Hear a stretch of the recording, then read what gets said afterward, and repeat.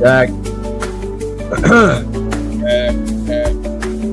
God only knows. God only knows what you're speaking into right now. Only fucking knows. What's up, everybody? How we doing? Look at this. Look at this little background.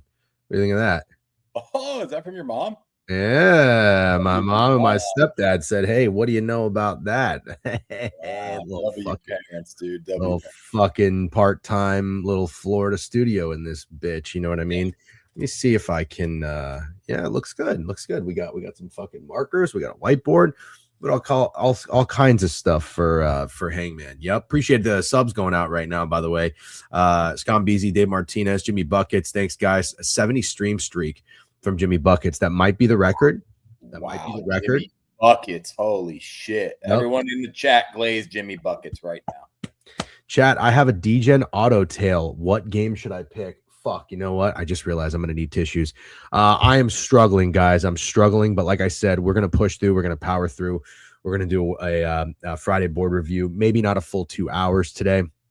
I got my tea right here. I just had a cough drop. I might need a few more, but we're going to push through and do our best. Stake, if you can carry the load, pause.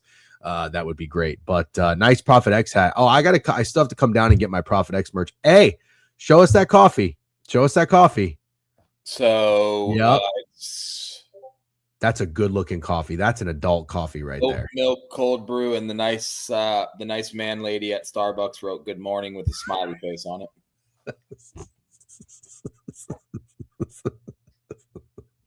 I had to throw that in there. That's a good morning. That's a good morning. Can I get a gain check, please? Can I get a gain check? How do I sound? Sick. Yes. I'm sorry for hacking if I have to. No, but I was just saying the ratio of the milk or the cream, whatever you have in there, looks good. Looks good. Let's go. Owl, says sour cream Kareem. Yeah. So I have to come pick that up. When I come pick that up, I'm going to take a look at your microphone too and see how we're doing. Tim Delaney says the Kings were robbed. Sounds like you're going to hit some bets today. Yeah, Sports Clown, appreciate it. Your gain is fine until you get mad and yell into your mic. Well, that don't fucking piss me off, right? That sounds like an easy solution. Don't piss me off. Don't tell me I was all over the Titans when I was all over Cam Ward. Okay, even worse, but different. I hope you guys had a great Thursday night. What a game, huh? What a game. Yeah. Seahawks and Rams.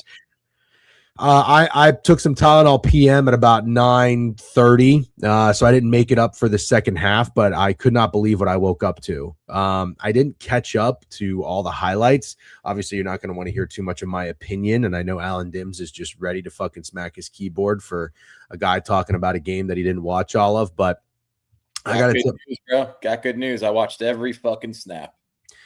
I got to tip my cap, man. I got to tip my cap to Sam Darnold. I was kind of pounding my chest a little bit, not because, I mean, half jokingly, because I tweeted a read and a bet that lost. But on that note, how about our parlay? How about the Degenerate Hour parlay fucking coming through? I feel like since Thanksgiving, we've been kind of nice. Been kind of nice with it. Greg came through with the Kenneth Walker receiving yards. Greg. That was air. Yep. Steak, nice job with Kyron Williams over rushing yards. And then it was always Puka Nacua touchdown. Did you see my tweet, by the way? First time chatter, Bruce 13. I like the name Bruce, by the way. I just realized that. I like a Bruce. Yeah, but I want it to be like somebody's uncle.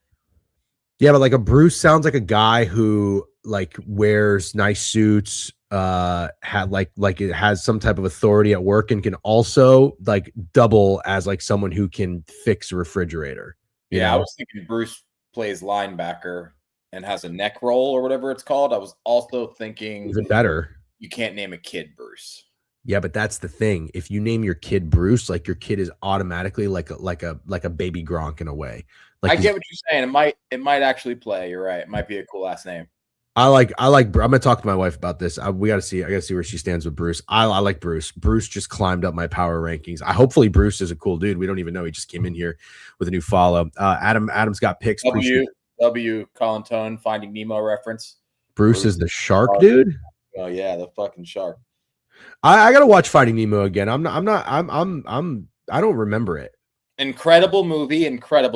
Honestly, wow. It really is really good. One of the better ones. And I also want to say, I didn't get to bring this up. I don't know if Snowman's here, dude. Have you listened to Snowman talk about Aladdin and Beauty and the Beast yet? Oh my God, dude. It was so I was literally in my car with Joey Dumps. We were working, listening to Snowman. It was so fucking funny. It was one of the funniest fucking things. It was a whole rant about how Aladdin's just a criminal hoodlum and Jafar is actually the good guy, and how what's the guy's name for Beauty and the Beast? Gaston.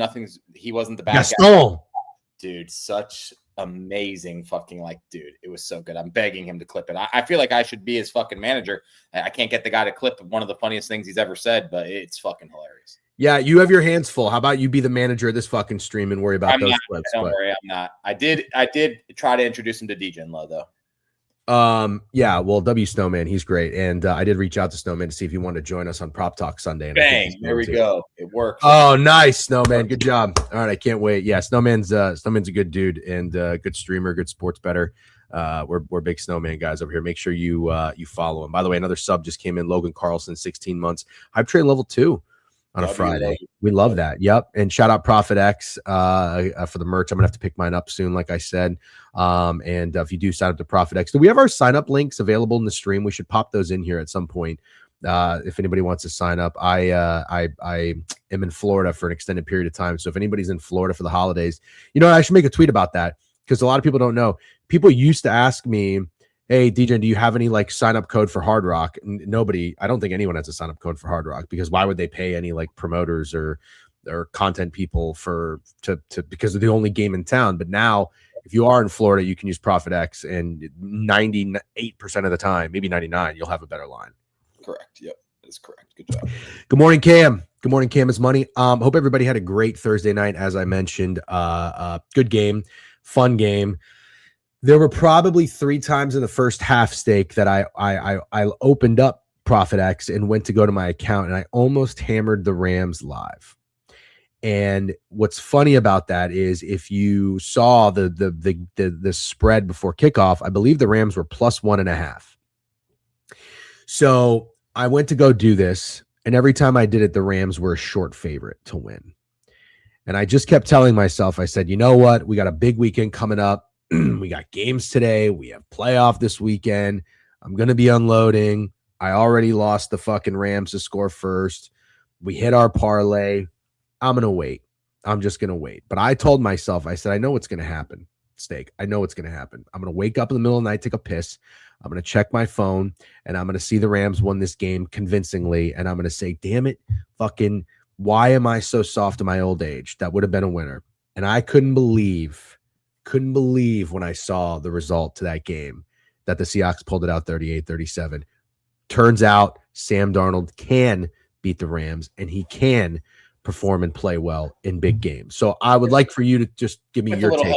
With a little help from his friends. Sure. And also throwing the game away before and having something happen that will never happen again. What we watched yesterday will never happen again. It was awesome. I'm going to give Sam Darnold his flowers, I promise. But first, do you want to hear how I bet the Rams? Pretty brutal. I bet them down 7-0 +260. And yes, pretty large wager too. If you're wondering in my head if I was already cashing that money, yes, I absolutely was. Anyways, Sam Darnold threw a red zone interception down 30-14. And in any situation, that's probably the end of the game. And he doesn't get the chance that he was given to get back into that game. And I want to be very, very clear. Rashid Shaheed won the game for the Seattle Seahawks last night. That's what happened. If they don't have Rashid Shaheed, they maybe don't even get it within one possession. He ran the punt back, the punt return, and in the very next offensive drive, he had an end around for 30 yards. Sam Darnold had to complete one pass. Keep talking. Game from 30-14 to 30-30. It was one pass to AJ Barner, who was wide open. He made the throw. I give him credit for making the throw. There wasn't a Rams defender within an area code of AJ Barner on that play, and it is totally fine. I'm not hating on Sam Darnold because then the game was 30-30.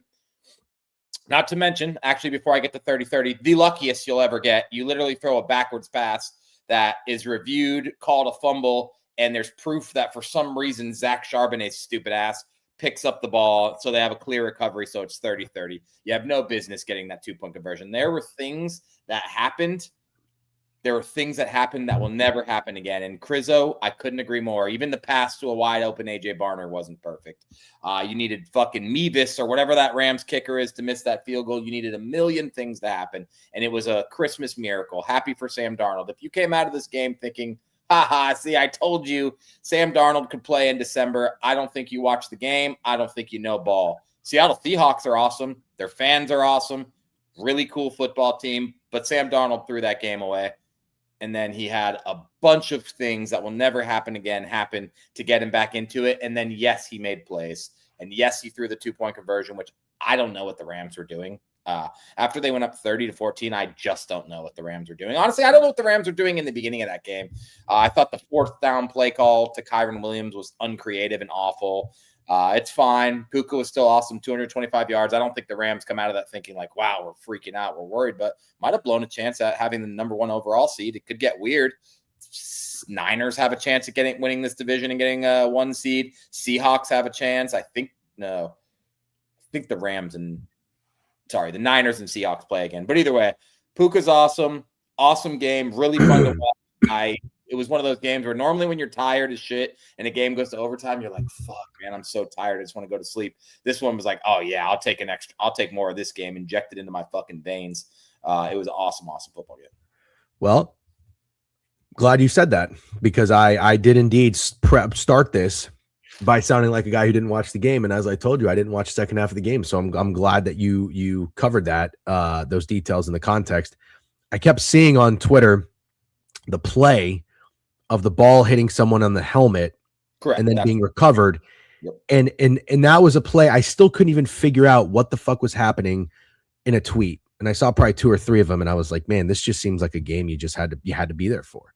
Like you had to watch. So bummer I couldn't make it through. But at the end of the day, talking about the future of both these teams, like you said, I guess I'm trying to understand now the who is in the driver's seat between the Rams, Niners, and Seahawks, because what it sounds like is the Niners are.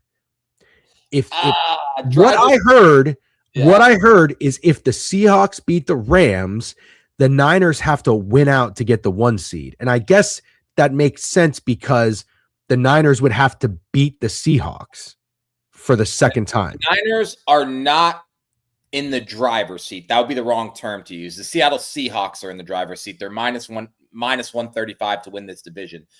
What Sports Clown said is correct. The Niners control their own destiny, just like I believe the Seahawks do. If the Seahawks win out, they win and are the number 1 seed. And if I don't know. Yeah, I think they're the number 1 seed. And if the Niners win out, they are the number 1 seed and they win the division.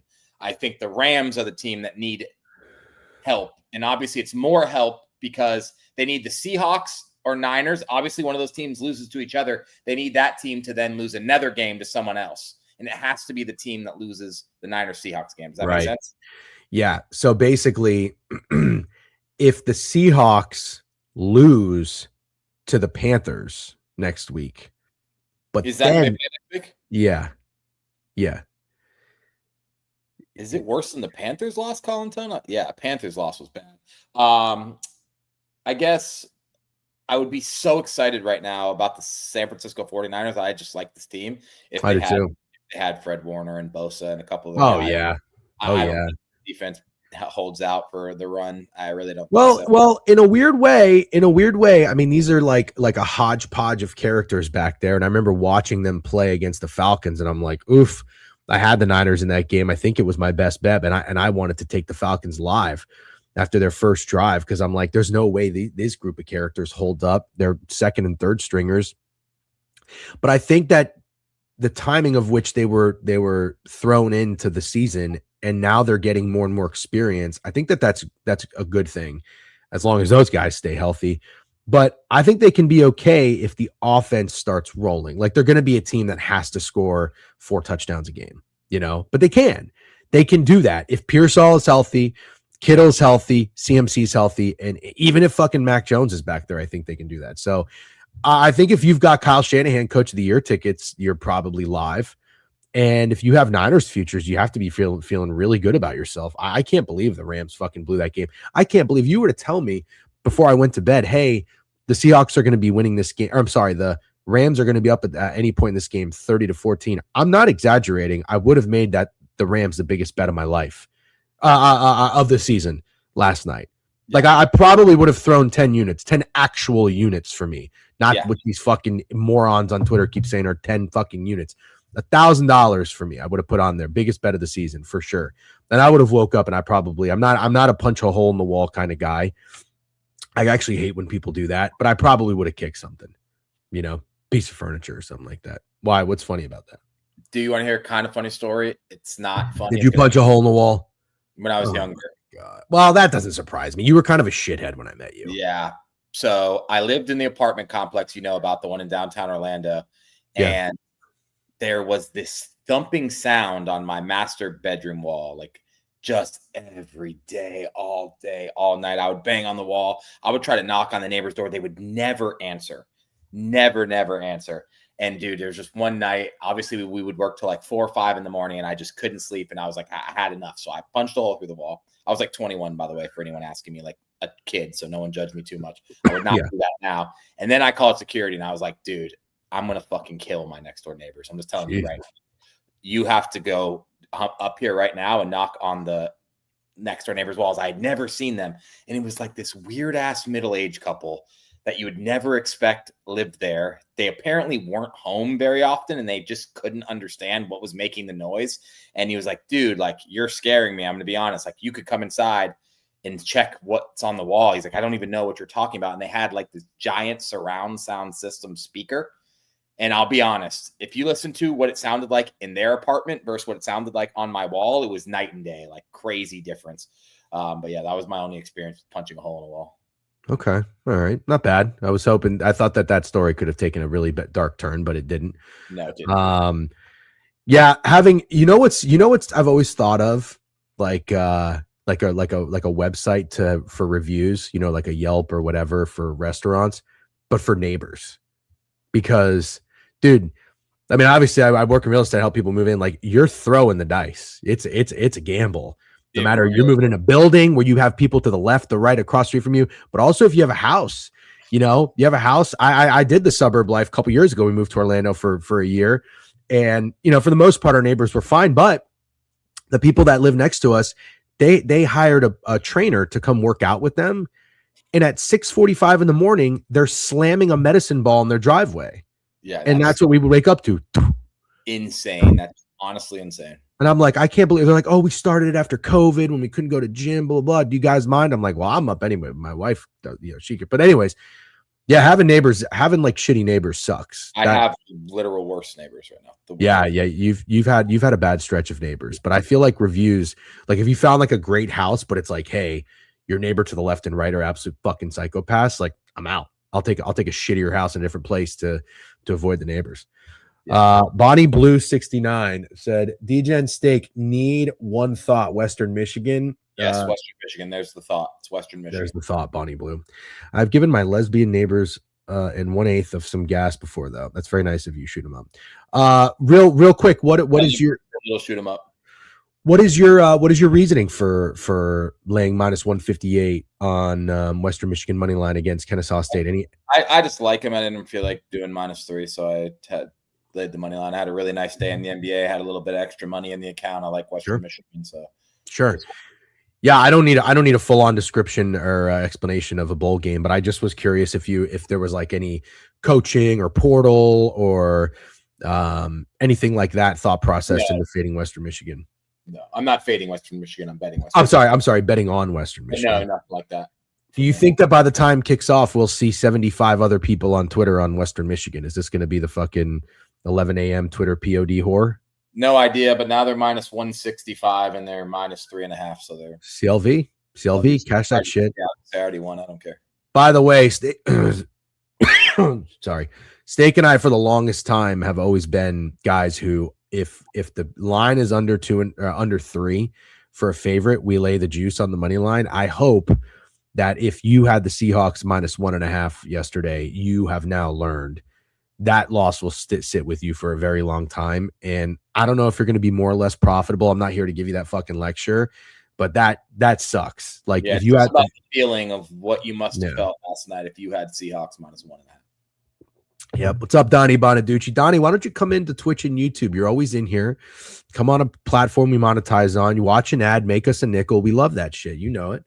But anyways, Joey Dumps with the sub bank, 27 months. Appreciate Dumps. Once I get better, I'll have to see you guys at some point, hopefully before you take off for Christmas. Okay. Let's talk ball, shall we? Oh yeah, let's talk ball. By the way, nice job on the NBA. Steak, I mean, you can't stay hot forever. You were on a run, you tailed off a little bit, but you're right back into it.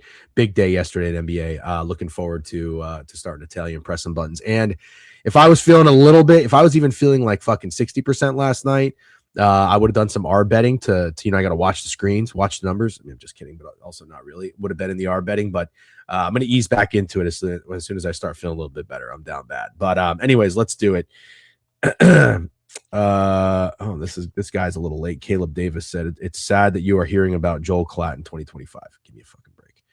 Let's go to say it's sad that you're hearing about me hear about Joe Klatt in fucking 2025. Yeah, I mean, if you're pounding your chest because you know who Joel Klatt is, man, I just there are just things in life that you must walk around your fucking friend group or your local bar and you think you are the absolute shit.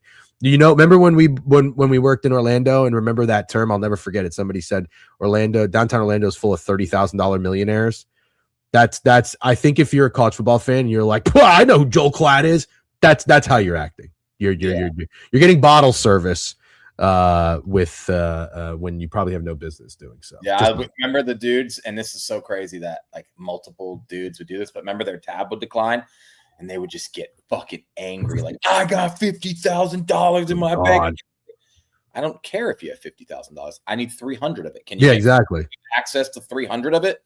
Or if not, I don't fucking care. But dude, people would do that so much. Orlando. Yeah, they would. All right, let's talk ball. We've got 1, 2, 3 games tonight. And Kennesaw, Western Michigan, we already talked about. What's up with North Carolina State and Memphis? If is anybody playing, chat? Give me a little take on this. Is CJ Bailey playing? Is Brendan Lewis playing? Are they done? So sad. Bailey and Brendan Lewis playing. This is probably a pretty fun game, dude. 2.5. Is this in Orlando? It probably is, isn't it? It's not in Orlando. No. Oh, okay. The only other game left in Orlando is the Pop-Tarts Bowl, which is Georgia Tech and BYU. Pretty decent game. I think I'm going to go. And then, no Hollywood Smothers. I did see that. And then Cheez-It Bowl, dude, Michigan, Texas. What date is Michigan, Texas? I think it's got to be like New Year's or the day after. That actually might rock. It might rock for sure. It might be a good time, yeah. This is a tough game. You have a former IU QB, Brock Lowry, but it's Kennesaw State who already played. Yeah, you know why I don't like your wager on that? Don't you think Kennesaw State kind of fits like the same mold of Old Dominion and like Delaware and like just these schools that want a bowl win? Kennesaw State having a bowl win is a big deal. A bowl win? Sure. I don't give a fuck what they want. I mean, apparently you don't. Okay, let's. Well, this is kind of a good game. This Memphis NC State game. I don't know how many games you're going to find bowl game wise where both teams' quarterbacks are playing. It's so sad that we have to say that. I mean, if this bowl game was fucking 10 years ago, this would rock. I think this game might actually rock.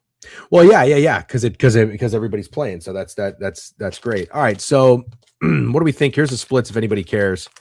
I love blue and red, dude. The fucking Alabama-Oklahoma splits are giving me an aneurysm. I can't do the very light shade of the same exact color splits. I know. Drives me crazy. Yeah, that's tough. Not Pickett's fault, by the way, but that's pretty tough to look at. Yeah. I'm sure they're working on it. If not, we'll send a message to corporate. No way, Alan Dims with the wrong "you're" out of the gate. Damn. You're also giving out minus EV. Alan, you're giving out horrible example to the youth out there who need it now more than ever, because pretty soon nobody's going to be able to fucking read or write. Everybody just watches streamers fucking sleep and brain rot. You're also giving out minus EV, telling people to lay the juice instead of taking one of the spreads. The probability of a game laying at one is way less. Yeah, well, I got news for you, Alan. People can do whatever the fuck they want in life. And if they don't do what they want and they do something that a guy that goes by the name Degenerate and Steak are doing, I think that probably is on them. I think so. By the way, I'd have a firm rule if I was an NFL coach, because I can't watch Puka Nacua be destroyed. No streamers. No streamers. God, and it's like I know you don't really know who Aiden Ross is, but he's such a douchebag. Is there any streamer who's not a douchebag? He's got to be. If there's a list of the worst, he has to be top 3 of the worst. How do these guys get famous? I don't know, but Puka Nacua, I'm an awesome football player. He needs to reel it in. Reel it in. Don't be a douchebag. Seriously, reel it in, bro. Yeah.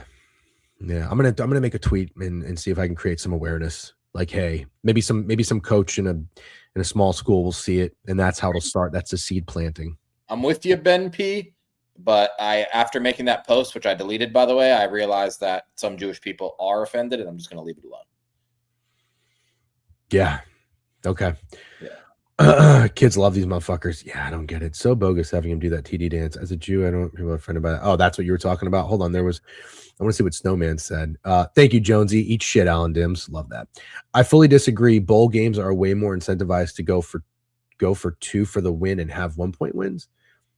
Oh, actually, a really good counter. You understand Snowman's counter to Alan Dims? Oh, bowl games. But you were talking about an NFL game, to be fair. But yes, I agree. Well, no, but then it correlated to you taking the juice on Western Michigan and not taking 3. Dims lost me with the wrong yards. I'm not a grammar Nazi, but when it comes to a guy like Alan Dims, I expect him to use proper grammar. Oh my God. I mean, and like you can't even capitalize the first letter in your sentence. You step your fucking game up, little bro. The way Puka's behaving, I just want to say, starting to see his girl's side on maybe getting tired of his shit and said, I'm going to go stray elsewhere. Oh. Starting to see it a little bit. 100%. There's like a soft-spoken, hard-working dude with an underrated story, and now he kind of seems like a giant douchebag. I'm not going to lie.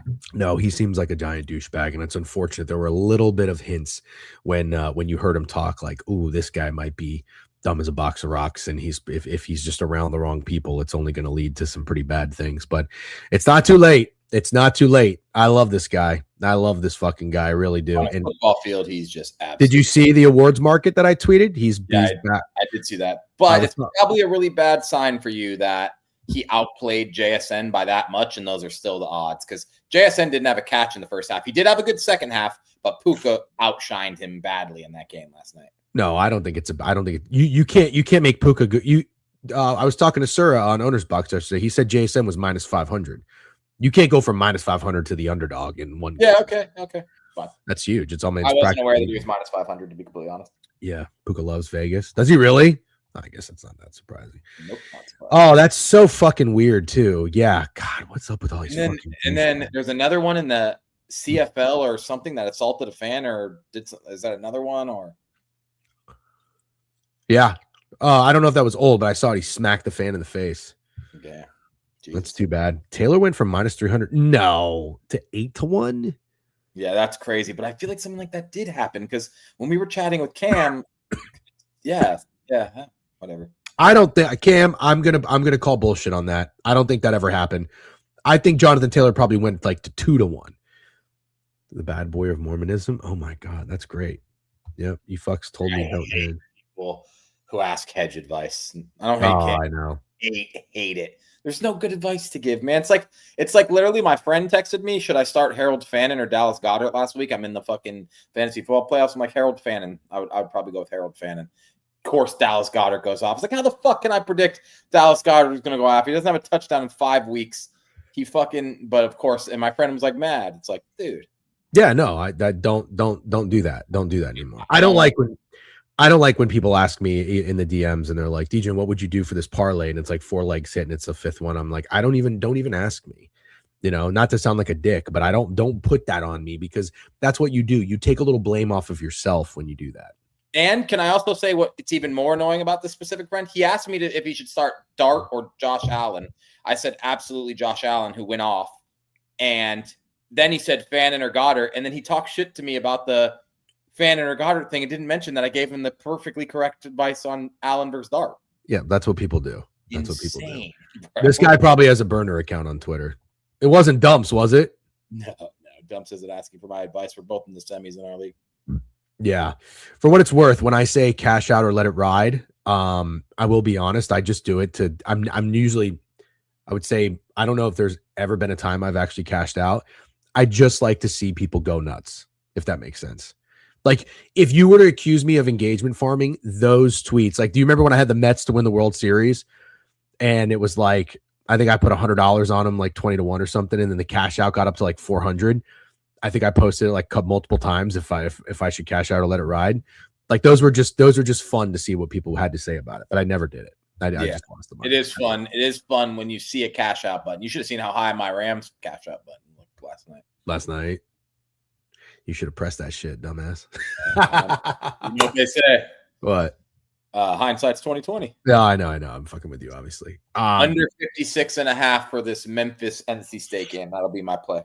Oh, that's good. That's fun. I like that. I'm not gonna do anything in the Kennesaw game. I think it's Kennesaw. Actually, I don't want to fade you in your juice on this morning's wager. So good luck. I think it's Kennesaw. I just kind of like the smaller schools, because I know Western Michigan's not a big school, but the smaller schools being a little bit more motivated to get these bowl wins. I think it means something to them. Okay, Memphis, NC State. All right, game of the night. Oklahoma, Alabama. I mean, we've talked about it going into this week. Chad, we'd love to hear what you guys have to say. By the way, again, thanks for hanging out and tuning in.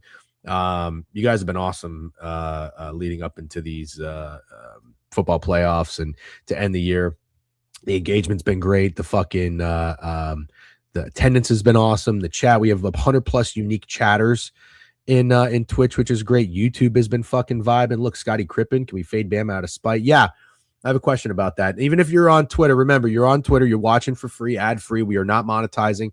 A like, a retweet. I know it sounds fucking douchey. I'm sorry, but all this shit goes a really long way. So appreciate that last time. All right, let's talk ball. Steak, you've liked Oklahoma. You have been known to flip-flop. You have been known to waver. It is Friday morning, 10:50 a.m. Eastern Standard. Where are you at in this game? I'm with the Sooners, man. I'm with the Sooners. And honestly, I probably already did flip-flop if we're being real because I'm a Bama guy. But I just think it's time to let it go with Bama. I haven't liked what I've seen from them at all. I've not. Didn't like what I saw from the Auburn game. Didn't like what I saw from them the last time they played Oklahoma. Didn't like what I saw from them when they only put up 20 points against a miserable, abysmal LSU team. And obviously, I didn't like what I saw playing with just zero fucking fire whatsoever in the SEC championship game. Like, just pathetic showing. So honestly, I've heard people call it the Sooners contrarian. I'm not sure I'm buying that, to be honest. But I have watched a lot of Oklahoma football, and the problem with me is I like to criticize quarterbacks a lot, and I really hate John Mateer. I just don't. I got really pissed off when he was like the Heisman favorite after that Michigan game, because it's like, bro, this team is obviously good for the reason that it's good, and it's the defense. Everybody knows that. You can see it. You have eyeballs. John Mateer is not a Heisman, and ever since he was the Heisman favorite, I just became a giant hater. But I wish I could have taken some of my hate away and given more credit to the fact that this Oklahoma defense is nasty defense. Really fucking good. One of the best in the country. And I'll take them. I'll take them at home in Norman. They're going to be hyped against the Alabama offense that hasn't figured it out in a really long time. And they don't have anybody explosive. Like Ryan Williams supposed to be explosive, but I don't remember the last time Alabama's had a 100-yard receiver. I've heard Jam Miller's really good. He's been injured. I don't remember the last time Alabama's had a 100-yard rusher. Jeremy Bernard, good receiver, don't get me wrong, but these weapons have been disappointing all year. And I just have no reason to think just because it's Alabama that magically they show up for this playoff game. So I'll take the fucking Oklahoma defense. And Cam Money brings up a good point. Mateer's been playing hurt. Well, they haven't played a football game since November 29th, 3 weeks of rest. I'm sure Mateer's feeling the best he's felt in a while. Maybe we get a good game out of him too, but give me the Sooners. Bet with Bear, what's up? Don't see your name too often. Thanks for tuning in. Bet with Bear says you didn't like versus Oklahoma, 450 yards, 3 turnovers at what cost? That's a good point, and I've heard people say that. Alabama did move the ball against Oklahoma, and they turned it over, shot themselves in the foot. Oklahoma capitalized and won the game. It was a gritty win. That game was on the SEC network not that long ago. I was rewatching it. I made it about 2.5. I'll push back on that. They had 80 yards rushing on 33 carries. They averaged 2.4 yards a carry, and they still didn't have 100. They didn't have a 100-yard receiver. I see 406 yards of offense, not 450. And someone rounded up. Yeah, I got to be honest. No, no, I didn't think that was all that impressive either. The 2.4 yards a carry. No, I'm just not impressed with Alabama, man. And I'm an Alabama backer. I had him at the beginning of the season. Yeah. I gave up after the Florida. I was so fucking back in on them when they beat Georgia. But yeah, I'm not. I wasn't. I watched that entire game. I wasn't that impressed. Yes, they had some bad turnovers. No, I don't think they were like moving the ball at will, like you're saying. But then again, Oklahoma wins that game with 200 yards of offense, which is pretty incredible. But that's why I'm such a fucking Mateer hater. Here's the only thing I don't like about what you're doing. You were a Bama guy to start the season. Mm-hmm. You won your wagers. Congratulations. You get credit for that. And you were a Mateer hater and kind of an Oklahoma hater. But you evolved. That's fine. You respect their defense. You respect their coach at least. And you've kind of downgraded Alabama, even though they went over their win total, made it to the playoff. So you cash some futures. You're not letting that the winning wagers infiltrate your brain and take over this game. But I just don't like that you are so adamant on Alabama losing this game against a quarterback that you've been down on, because I feel like you were kind of the first one, which I give you credit for now. I didn't at the time. I disagree with you for a couple weeks. I thought John Mateer looked really good when I watched him play. He's a little inaccurate, but I thought that he has dog. I liked how quickly he would just escape the pocket in college football. The dual threat, quarterback is everything essentially, unless you're Joe Burrow. But I thought he had the ability to make some throws. I wasn't that impressed with Oklahoma's offense, but because they have such a good defense, I thought Mateer was a good enough athlete at the position and potential game manager to win them games. I just don't like that you're going to war with a guy that you were critical of and appeared to be somewhat right about with Mateer, because I still think, now you make some points with Cam's money and what he was saying about the rest and everything like that. That's going to certainly benefit Oklahoma. They're at home. That's going to certainly benefit Oklahoma.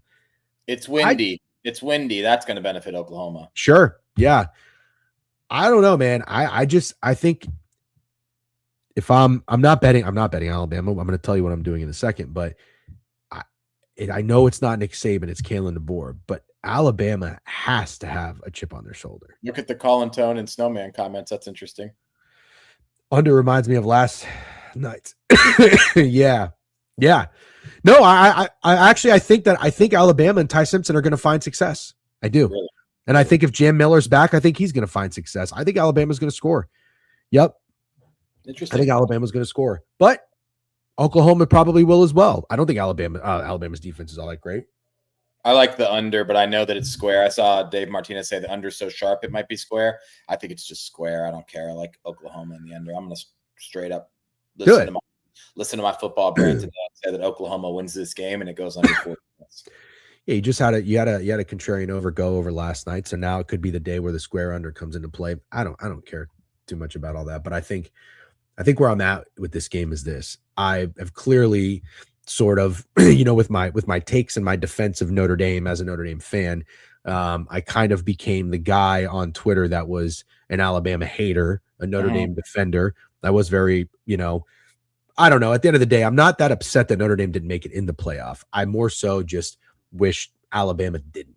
No, but I get what you're saying. What we're doing here is interesting because I've been the Alabama guy all year. I'm also the guy who strongly believes Alabama should be here because I don't think you should be punished for being the number one seed in the Southeastern Conference and then losing your championship game, because if you could be, you shouldn't play it. But you're the guy who's been bitching about Oklahoma being in. Obviously, a lot of Notre Dame takes, and now you're saying you like Alabama. I'm saying I like Oklahoma. I'll be honest. I like that we're doing that.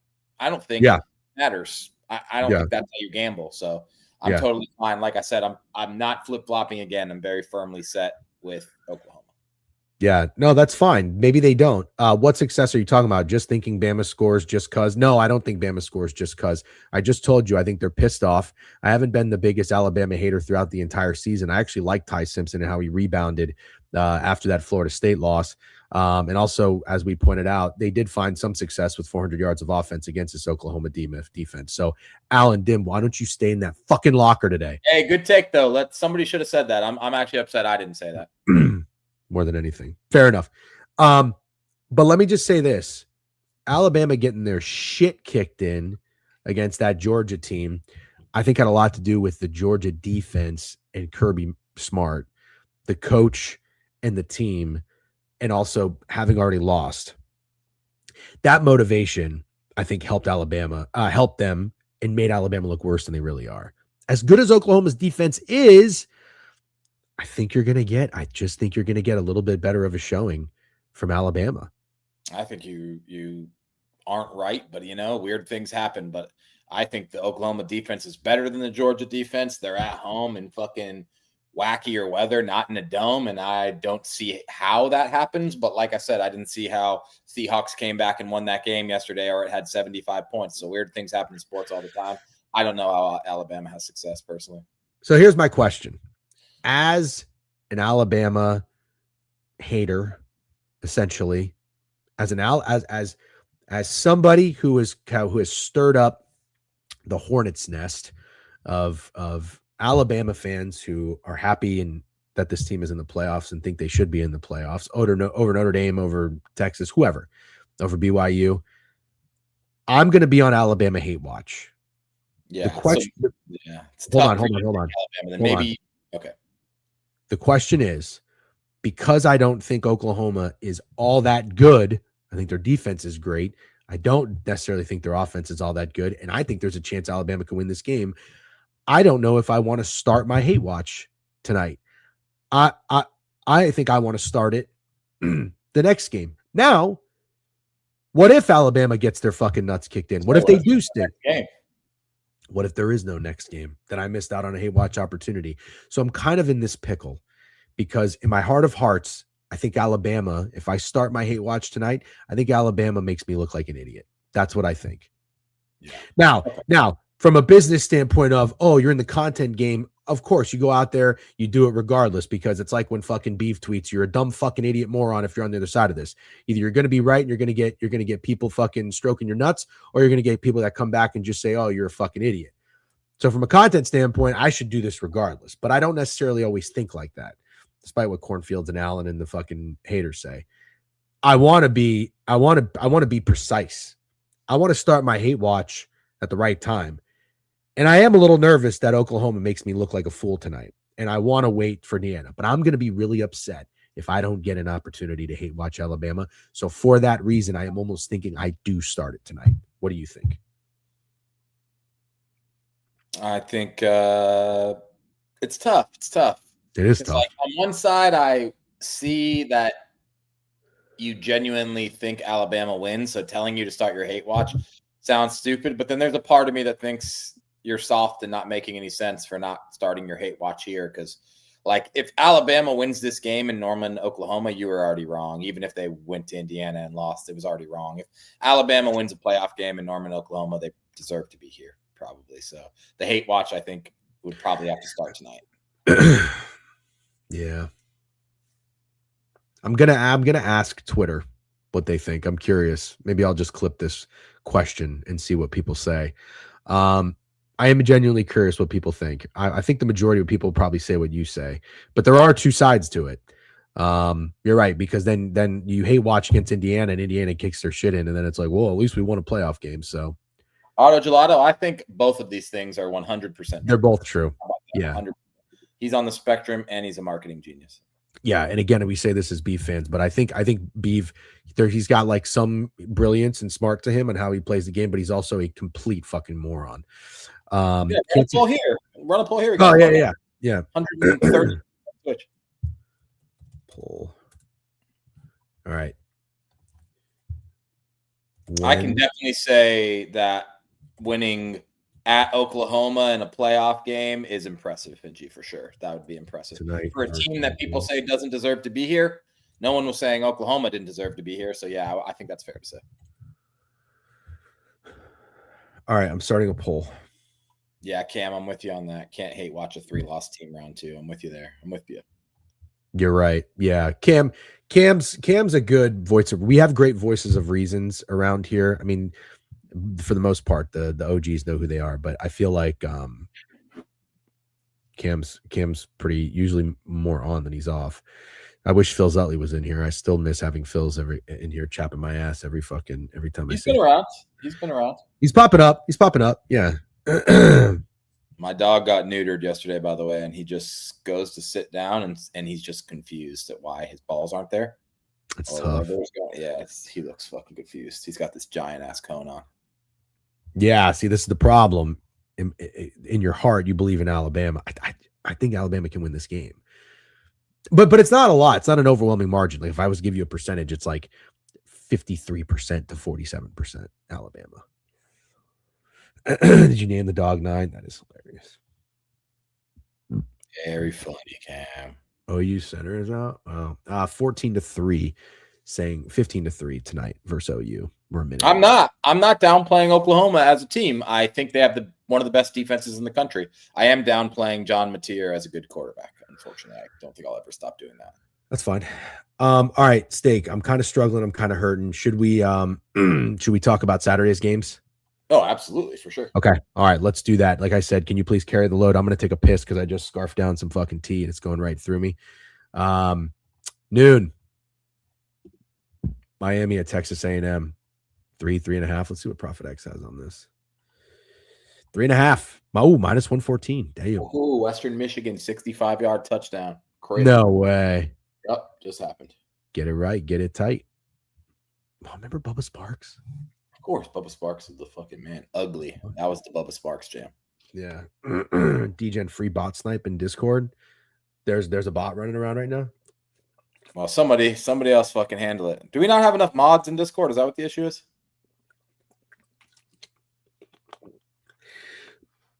Wait, was it no, not Kennesaw, right? I don't know. Yeah, Western Michigan. Ooh, Jason Berger with a fake play, fake bang. That's grounds for a timeout. But no, don't time out Jason Berger. You don't want to time out anybody because you're. I don't want to time out Jason Berger. Great support. Sorry, Western Michigan. Very funny, hilarious. All right. Talk to me about Texas A&M and Miami. I like Miami. Are we getting duped? Potentially. You're always maybe getting duped with Miami and Mario Cristobal in a big game. And it's fine. I just, this okay, how about this? These are my two teams that I liked preseason, Miami and Alabama. And I'm more willing to buy into Miami in a game against Texas A&M and Marcel Reed and a team under a lot of pressure. Like Texas A&M's under a lot of pressure. They have a lot of hype every year. They're kind of disappointing every year. And now this is a fucking massive, massive game. Home playoff game. A lot of pressure. I don't know if I like Marcel Reed here. And I don't think Carson Beck is a choker like he gets labeled. Honestly, bad like he gets labeled. And, people are mad that they lost to Louisville. Very bad loss. Louisville's not dog shit by any means. And then they lost in overtime to SMU. I'm just not as upset with the Miami losses. And I would honestly be more comfortable backing Miami against Texas A&M personally. And Carson Beck with experience. I understand I'm battling through having Mario Cristobal be the coach. I totally understand. And there could be a time where he does something boneheaded and everyone's going to be like, I can't believe you fucking bet on Mario Cristobal in a big game. That could absolutely happen. But I think, what the fuck was that? I think these are two fairly matched teams. I don't think it's people think where Texas A&M has this major advantage on the offensive line, the defensive line, at any position except probably wide receiver, because Texas A&M has some of the best wide receivers in the country. But this fucking freshman kid Tony is absolutely nasty on Miami, and one of the most explosive players in the country.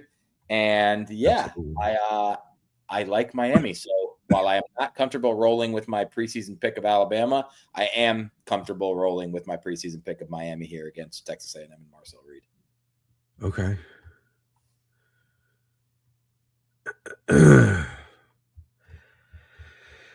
I'm going to God. It's going to be Miami or nothing for me. I'm not a Marcel Reed guy, but he is better at home than he is on the road. I do think A&M has the coaching advantage. Sure. God, if I look up and this game is 24/7 Texas A&M, I'm not going to be surprised. I'm not. Yeah. Is Carson Beck built for a game like this? Yes. Yeah, I kind of think he is too. I'm not even the biggest Carson Beck guy, but I kind of think he is. Like, honestly, you know what? I feel like I said this about a game recently, and I don't want to be the guy that's always doing this, but this is kind of how I feel. If I see Carson Beck on the first drive look like it's too big of a stage, I know it's a loser. If I see him with a fuck you swagged out attitude on his first drive, Miami's going to win this game. I might just wait another touchdown. Yes. Poor Kenneth. Yes. Into my fucking veins, rolling all this money over on the under and the NC State Memphis game. I'm telling that shit. Yeah, let's get it. What do we like for NBA today? The Chicago Bulls. Chicago Bulls. That's who you like? That is who I like so far. Yeah, I don't have a ton of reads yet, but that one absolutely stuck out to me. Okay. Yeah, I might. How do you feel? Is that a douchey move? What? Live bet this? See how Miami looks on their first two drives? No, I don't think douchey is the word I would use. I'm going to take Miami. That's a good point. He is a little bit of fourth quarter guy, but basically why I'm saying that though, just so people understand, when I did watch Miami in those two losses, Carson Beck never had it from the start, in my opinion. I remember I was at a bar and I was watching SMU Miami, and I just thought like the whole Miami team looked like they just didn't get off the bus. But against Louisville, like Carson Beck just did not look like he had it. And they lost those games. He looked like he had it against Notre Dame, but you're right. They got up early and then they let Notre Dame creep back in. You're right. But I'm okay with like Miami. If they get an early lead, maintaining that lead. So I might do that. I might do that. As far as the total goes, I don't really have a lean on the over the under 47.5. All right, let's talk the Ole Miss game. Thanks again for tuning in. Sorry guys, I'm sick as a fucking dog, so I apologize for hacking in the fucking microphone and it sounded like shit and the energy being down a little bit. Stakes carrying the load. Pause. I don't know. I think I've maxed out on my pauses. You've also maxed out on Stakes carrying the load. Stake is, what would be another way to say it? Stake is holding the load up with his tonsils. Stupid. I don't know, man. I don't think you're gonna have a good time trying to talk me off thinking Carson Beck and Miami could really win this game. I really think they could. I'm not talking you off that. Yeah, not you, just anybody. I'm gonna go down with the ship with the Miami boys. I'm gonna go down with that ship for sure. I like it. Yeah. I like it. Carrying down Fort down. What does that mean? I missed the part of the stream, so it's the under at NC State. Yes. That's what I'm taking next, Jason Berger. I'm also taking the Chicago Bulls since I know you like the NBA plays. Stake is carrying the stream. Yep. All right. Is it Ole Miss in a route? For me, it is. Yeah, I made myself pretty clear. This is definitely not one I would ever consider flip-flopping, and I'm all in on Ole Miss, man. I like this team. And I like what they have to play for. And I would be pissed off if I was on Ole Miss. And I just don't think there's any chance that Ole Miss is sleepwalking through this game with everything they have going on. And I think they're an absolutely deadly offense. And I'll be honest, Tulane's whole thing is defense, and I'm sure that works out great in the conference they play in.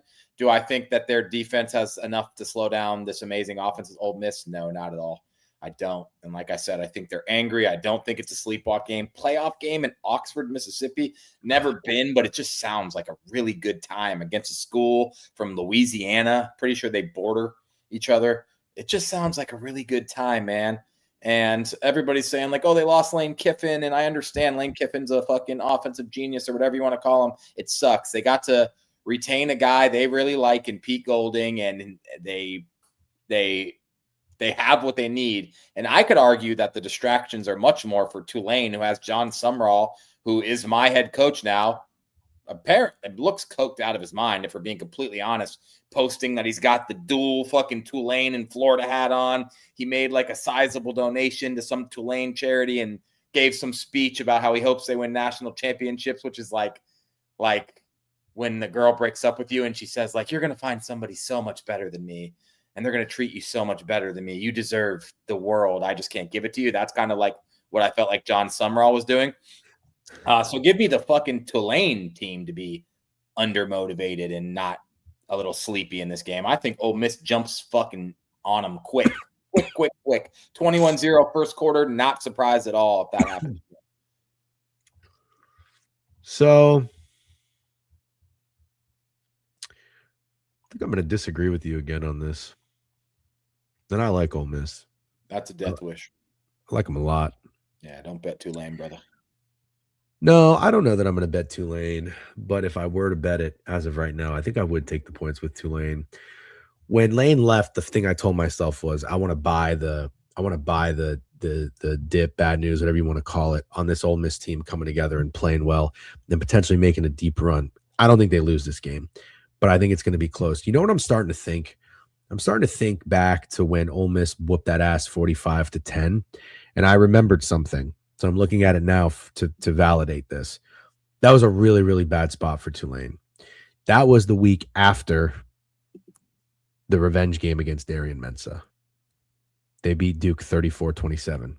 And they got to go on the road and play Ole Miss.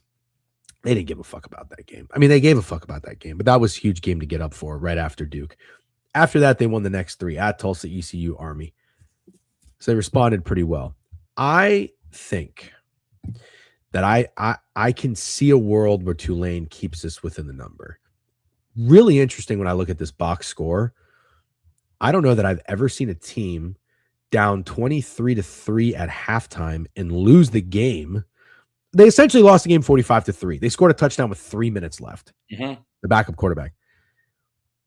They had 39 rushing attempts. Who runs the ball? Who runs the ball 39 times? That's because that's what they do, dude. And that works for them. Like I said, when you're playing Navy or whoever, it just isn't going to work against Ole Miss. You're not going to control the clock against Ole Miss, and you're probably not going to keep them from scoring. It's exactly my point. I think it's a nightmare matchup, and I don't see anything that's going to be different, except that Ole Miss will be much angrier. And somebody in the chat said that they don't trust Pete Golding. I don't know shit about Pete Golding. I want to be very transparent about that. I don't know a goddamn thing about the guy, like nothing. Yeah, I don't either. I do know this guy, low key, one of my favorite players in college football. That Lacey running back for Ole Miss is awesome, and I really like the running back. I think his name's like Whittington or something from Oregon. Oh, Whittington, he's a outside of Jeremiah Love and Darian Price. Those are my favorite running backs in college football, I think. Matt Hardy, yeah, he's good. He's good. I don't know. I'm leaning Tulane. Retzlaff in that game, the first time they played, 5 for 17, 56 yards, and it looks like he just did not play the second half. But I like him. Yeah, and I'm going to be honest, man. I think you are Tulane watching the tape of everything that went wrong in that first game, and you nailed it. They're going to say, like, well, look, I would say we probably cannot run the ball 40 times next game. But they're not built to throw it that much, and they're going to get themselves into trouble because they're going to have to. And that's why I think Ole Miss might have a defensive touchdown in this game in the first half. Like, I just think it's going to go badly for Tulane quick. Yeah. Okay. De Martinez, one dog covers and one favorite wins by 50. I agree with you. It's kind of always my philosophy going into situations like these. Steak, I don't really know that you necessarily maintain that same position. But I think you do in this case. Scenario, I do feel this way, yes. So let's talk about JMU Oregon real quick, and then we're going to shut it down because I'm dying over here. Oregon is, I think, 20.5. Is that what it is? 20, 19.5 minus 120 on Profit X. Well, let's just go actually look. No, minus 20.5, minus 108. Get JMU plus 1050 on the ML. 45.5 is the under. I watched JMU play one game of football this year, and I was actually pretty impressed. I watched them play Louisville, and they were giving Louisville everything they could handle in that first half. I think they were winning the game. JMU ended up losing. I think it was like 28-14. So they did nothing in the second half, and Louisville woke up. But I was impressed. I mean, they called some really creative plays.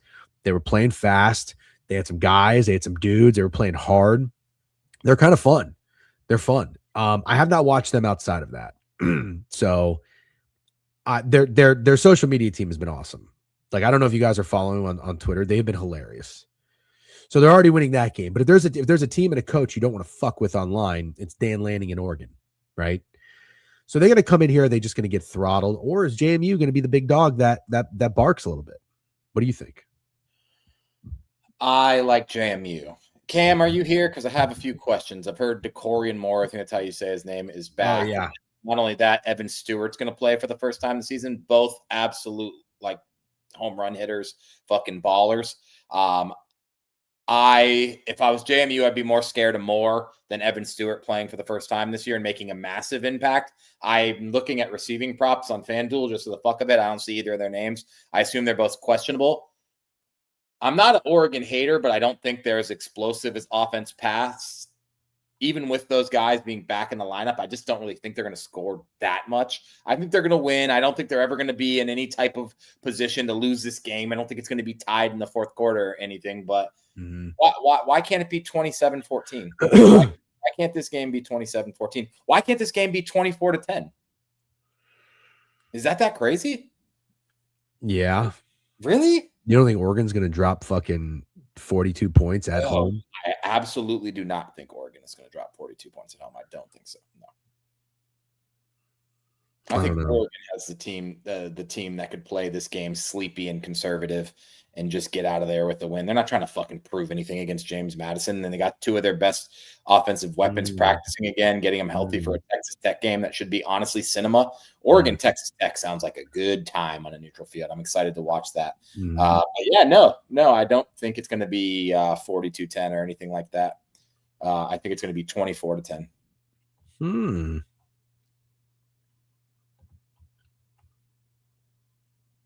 Different, Colin Tony. I unfortunately can't compare getting blown out by Ohio State in the Rose Bowl and thinking that this team's going to be super motivated to play James Madison because of it. I would disagree there. I just think they're going to be hype hosting a playoff game in Oregon. Yeah, that I understand. Why can't James Madison be hyped to be here, dude?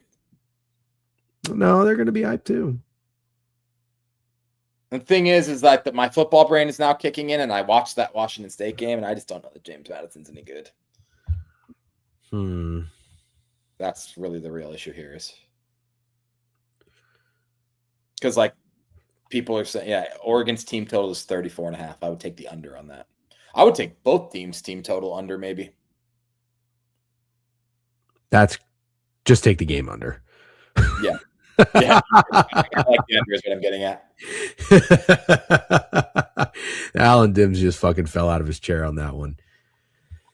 Yeah, 45.5. Well, look, I think the Ducks running game is awesome. I'm not the biggest Dante Moore guy. He's made some really good plays and really good throws. They got their ass kicked to Indiana. They barely survived against Iowa. They barely survived against Penn State. I don't know how good this Oregon team is. But I don't know, man.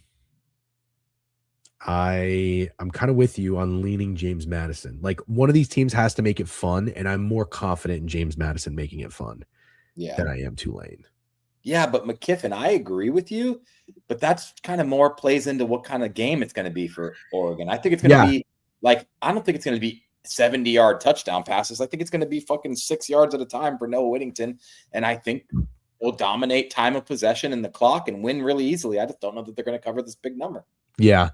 No, I'm with you. I kind of like that. I like that because I'm leaning into something that I actually know from watching this team, and that's how good their running game is. And I don't see a reason why it wouldn't be successful. So run the clock under. Nice job, Western Michigan, up 21-0. Good job. Dang. I'll take my L. If they're hitting 60-yard runs for touchdowns or whatever, McKiffin, I'll take my L there, to be honest. Yep.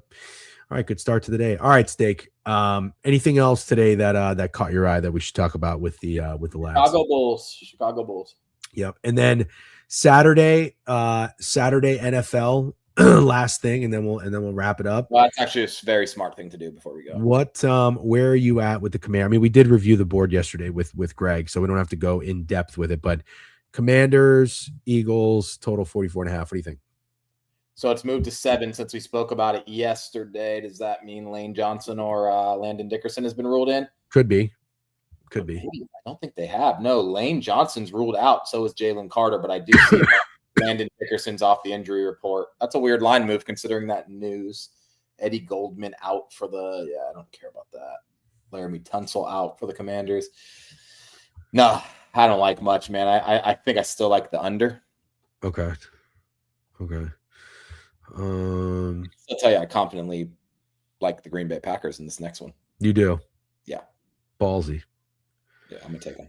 Okay. I think I'm not really. I don't hate the Chicago Bears. I'm not hate watching them. Yeah, I'm not hate watching them either. I really like them. They're fun to watch. However, I'm pretty sure yesterday they announced no Luther Burden or Rome Odunze again. So it's just DJ Moore like that. I understand Micah Parsons is hurt, and that's one of the biggest losses in all of the NFL this year.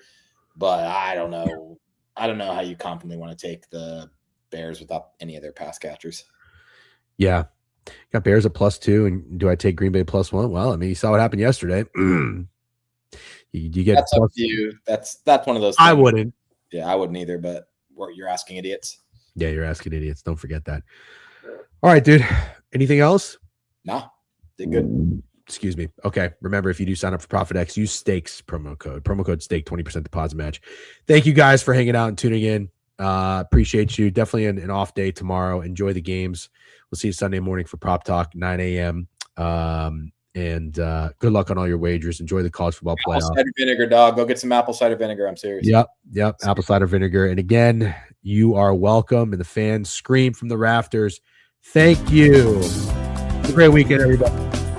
Bye-bye.